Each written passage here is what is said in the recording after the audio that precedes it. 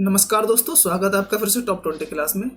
और आज मैं ग्रामीण समाज और विकास का प्रैक्टिस सेट नंबर 3 लेकर आया हूं, जो आपके आने वाली यूपी लेखपाल की परीक्षा है उसमें 25 नंबर का पूछा जाने वाला है।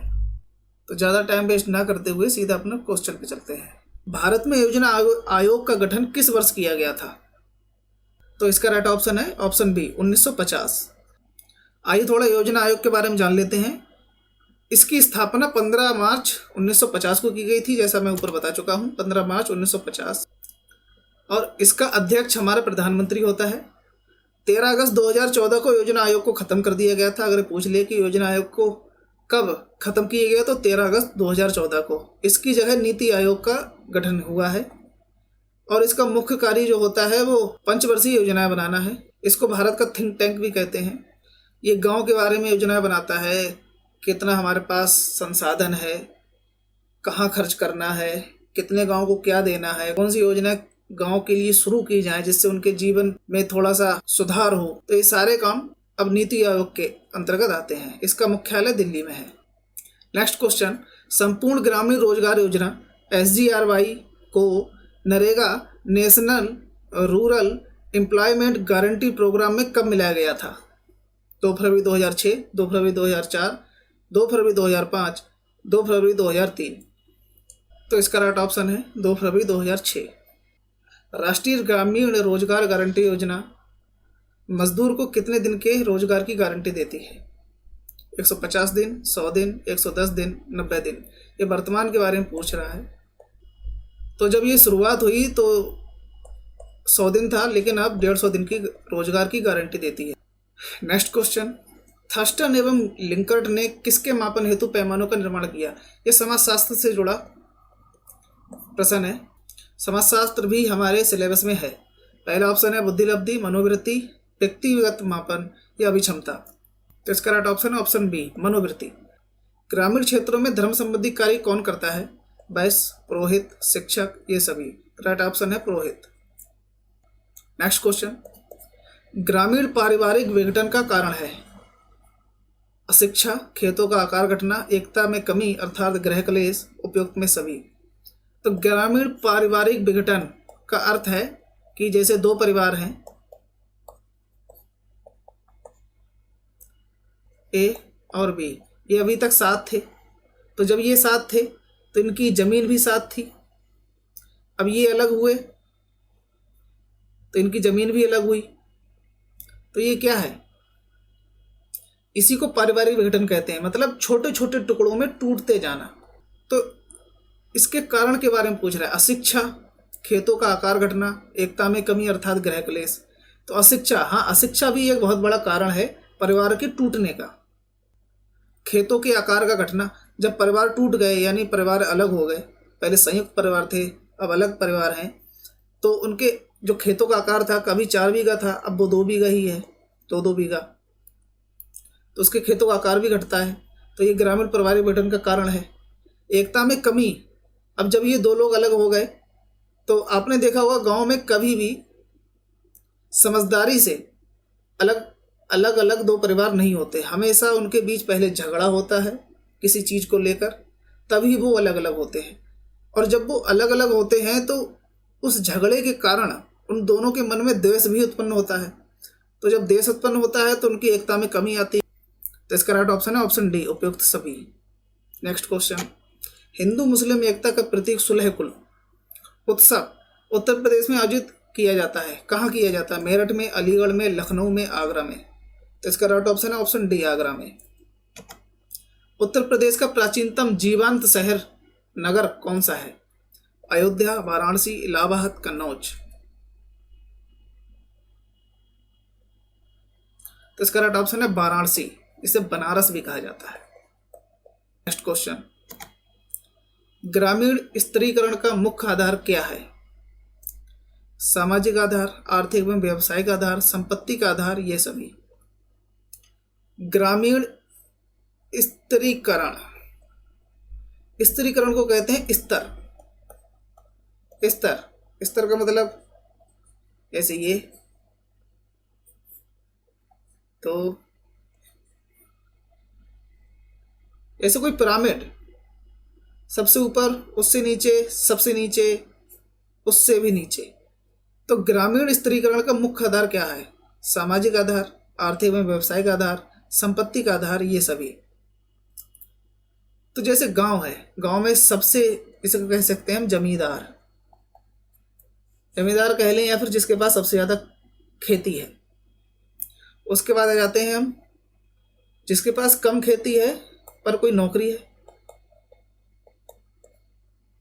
उसके नीचे आ जाते हैं कि उसके पास सिर्फ खेती है लेकिन बहुत कम। और सबसे नीचे आ जाते हैं इनके पास कोई भी खेती है ही नहीं, ये सिर्फ मजदूरी करते हैं। तो गांव में आपको ये स्तर हमेशा देखने को मिलेगा।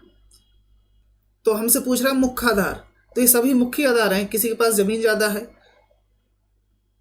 इसको हम आर्थिक में ले सकते हैं। और किसी के पास नौकरी है तो ये व्यवसायिक हो गया, जमीन भी है, आर्थिक।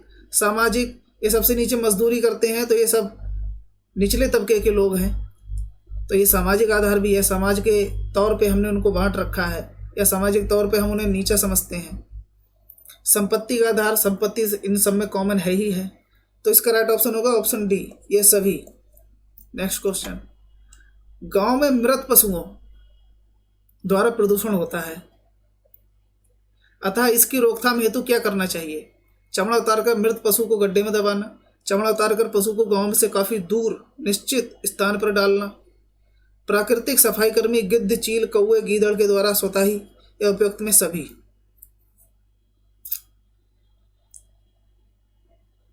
तो इसका राइट ऑप्शन ऑप्शन डी, उपयुक्त में सभी। निम्नलिखित में से ग्रामीण कारीगर की श्रेणी में कौन आता है? ग्रामीण कारीगर, जुलाह, कुम्हार, लोहार, ये सभी। तो इसका राइट ऑप्शन है ये सभी।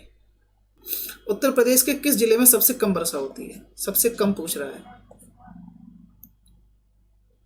आगरा, मथुरा, मेरठ, कानपुर। तो इसका right option option B, Mathura. Mathura में सबसे कम वर्षा होती है, सबसे ज्यादा होती है आगरा में। नेक्स्ट क्वेश्चन, उत्तर प्रदेश का प्रथम मुक्त विश्वविद्यालय स्थित है, कहाँ स्थित है? आगरा में, झांसी में, इलाहाबाद में, गोरखपुर में। मुक्त विश्वविद्यालय का अर्थ होता है ऐसे विश्वविद्यालय जहां पर आपको रेगुलर जाना नहीं होता, आप कहीं पर भी रहते हो भारत में, आप एडमिशन ले सकते हैं, आप घर पर रहकर पढ़ाई कर सकते हैं, और जब एग्ज़ाम होते हैं तब आप वहाँ जाइए और वापस पेपर दे आइए, आपको रोज़ बाहर रेगुलरली जाना नहीं है। ऐसे विद्यालयों को हम मुक्त विश्वविद्यालय कहते हैं। तो ये पूछ रहा है ये कहाँ स्थित है? उत्तर प्रदेश का। तो इसका राइट ऑप्शन है इलाहाबाद में, ऑप्शन सी। तो जो उत्तर प्रदेश का मुक्त विश्वविद्यालय है उसका नाम है राजश्री टंडन मुक्त विश्वविद्यालय। ये इलाहाबाद में स्थित है और सार्वजनिक विश्वविद्यालय है, सभी के लिए ओपन है। और इसका नामकरण राजश्री पुरुषोत्तम दास टंडन के रूप के नाम पर हुआ है, और इसका स्थायी पर्सन इलाहाबाद बता ही चुका हूँ। नेक्स्ट क्वेश्चन, 2011 की जनगणना के अनुसार उत्तर प्रदेश की कितनी प्रतिशत आबादी ग्रामीण क्षेत्रों में रहती है? 62.73%, 67.73%, 72.73%, 77.73%। तो इसका राइट ऑप्शन है डी, 777। इखलास खान का रोजा, रोजे को मकबरा कहते हैं, उत्तर प्रदेश के निम्नलिखित किस जिले में स्थित है? जिले के बारे में पूछ रहा है। मेरठ, सहारनपुर, झांसी, बदायूं। तो इसका राइट ऑप्शन है ऑप्शन डी, बदायूं। आइए थोड़ा देख लेते हैं इखलास खान के रोजे के बारे में कि आखिर ये बनवाया क्यों था। जो इखलास खान का मकबरा है वह सन 1690 में बनवाया गया था। इस मकबरे की लंबाई 152 फीट और चौड़ाई 150 फीट है। नवाब इखलास खान की जो बेगम थी, उन्होंने अपने शौहर जो नवाब इखलास खान है, इनकी जो बेगम है, तो जब नवाब इखलास खान का इंतकाल हो गया तो उनकी याद में इस मकबरे का निर्माण कराया गया था। नेक्स्ट क्वेश्चन, निम्नलिखित में से ग्राम पंचायतों का मुख्य उद्देश्य कौन सा है? प्रजातांत्रिक यानी गणतंत्र, शक्ति को संसद से ग्रामीण जनता तक प्रसारित करना, भारत में फैली सामाजिक कुरीतियों को दूर करना, गांव में विकास कार्यों तथा कृषि व उद्योगों को विकसित करने में सहयोग करना, उपयुक्त में सभी। किताबी बातें हैं तो इसका राइट ऑप्शन ऑप्शन डी है। किताबों में तो ये सब लिखा हुआ है कि हम ये करेंगे, फलाना ढिमाका, कौन नेता कितनी सामाजिक कुरीतियां पैदा करता है या खत्म करता है? ग्रामीण शब्द की व्याख्या में लैंडिस ने निम्न में से किस तत्व की चर्चा नहीं की? यह समाजशास्त्र से जुड़ा क्वेश्चन है। प्राकृतिक व प्रत्यक्ष निर्भरता, सीमित आकार, जजमानी व्यवस्था, घनिष्ठ तथा प्राथमिक संबंध। जजमानी व्यवस्था को आप जानते हैं, समझते हैं? जजमानी पुरोहित लोग। तो इन्होंने लैंडिस ने जजमानी व्यवस्था का कोई भी जिक्र नहीं किया है, क्योंकि इनके यहाँ होता ही नहीं था। जजमानी व्यवस्था सिर्फ इंडिया में है। नेक्स्ट क्वेश्चन, उत्तर प्रदेश सबसे अधिक आबादी वाला राज्य है। बिल्कुल ठीक बात है, इसी से हम दुखी हैं।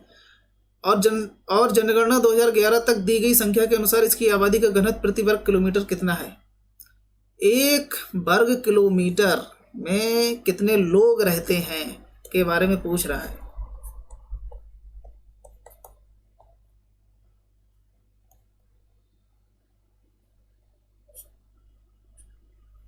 तो इसका राइट ऑप्शन है 829। 330 नहीं, 760 नहीं, 650 नहीं। Right option A 829। Next question, निम्नलिखित में से आधुनिकीकरण का लक्षण कौन सा है? आधुनिकता की व्याप्तता, आधुनिक समाज का उदय, पूंजीवाद व औद्योगिकरण, ये सभी। तो इसका राइट ऑप्शन है ये सभी।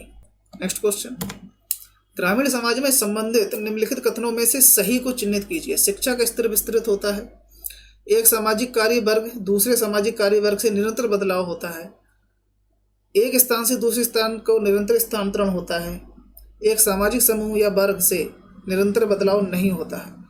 क्या पूछ रहा है? ग्रामीण समाज में संबंधित निम्नलिखित कथनों में से सही को चिन्हित करना है। सही को, एक सही दिया हुआ है, बाकी गलत। चलो देखते हैं। शिक्षा का स्तर विस्तृत होता है, नहीं। 30% BA या BSc या B.Ed कर लेते हैं, बाकी 40% 12th और बचे 30% वो 10th या फिर वो पढ़ाई नहीं करते। तो शिक्षा का स्तर इतना विस्तृत नहीं होता है, ये आंखों देखा हाल है। एक सामाजिक कार्य वर्ग से दूसरे सामाजिक कार्य वर्ग में निरंतर बदलाव होता है, नहीं। सामाजिक कार्य वर्ग, एक सामाजिक कार्य, सामाजिक आप इसको ले सकते हैं चाहे आप, और दूसरे से मतलब जैसे ईद और दिवाली, इनके कारण के एक दूसरे के जो धर्म है या फिर जो त्यौहार है उनमें कोई बदलाव हो जाता है, नहीं होता ना। ये भी गलत, ये भी गलत। नेक्स्ट से होगा यहाँ पर, एक स्थान से दूसरे स्थान को निरंतर स्थानांतरण होता है, नहीं। क्या आपने देखा है कि आज 5 साल गांव यहाँ बसा, 5 साल बाद गांव दूसरी जगह बस गया, 5 साल बाद गांव फिर तीसरी जगह चला गया? घुमंतु परिवार नहीं, हम स्थायी, जो गांव के लोग होते हैं वो स्थायी होते हैं। तो ये भी गलत। एक सामाजिक वर्ग या वर्ग से, एक सामाजिक समूह या वर्ग से निरंतर बदलाव नहीं होता है, ये सही है। नेक्स्ट क्वेश्चन, अपर्णा किस्म है? धान की, मटर की, गेहूं की, अरहर की? तो इसका राइट ऑप्शन है मटर की।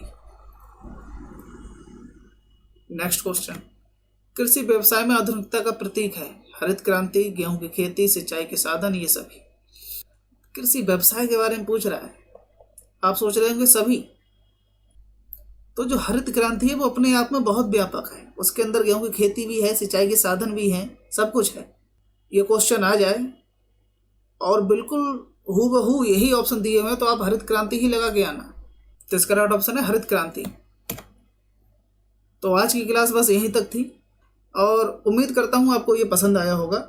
नेक्स्ट क्लास जल्दी ही लेकर हाजिर होऊंगा, तब तक के लिए जय हिंद।